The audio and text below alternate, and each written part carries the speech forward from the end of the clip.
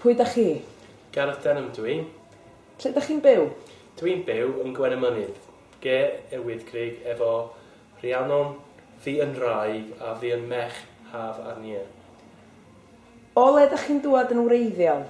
Dwi'n dod nyrcwys yn wreiddiol, felly dwi'n ddim wedi symud yn bell. Be ydych gwaith chi? Perianydd ydw i. Dwi'n gweithio'r i'r e-bws yn Brwchdyn. Be ydych chi'n hoffi wneud yn eich amser sbar? Dwi'n hoffi redeg yn fawr iawn. Dwi'n redeg i fyny mwy o famau.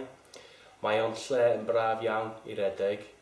Mae Rhiannon, fi ar y plant, i mynd i Eryri am wyliau ac mi wnaeth i benderfynu redeg yn marathon honor am challenge. Faint o amser nath o gymryd i chi orffen y marathon?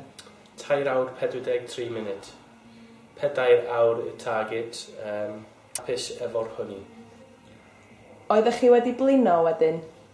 Oeddwn, ond yn hapus hefyd.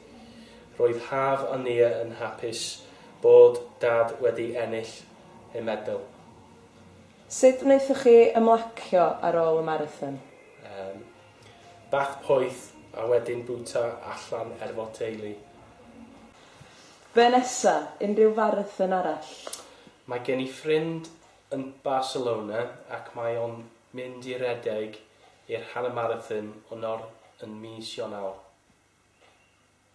Dwi eisiau redeg yn Barcelona. Diolch yn fawr iawn. Diolch.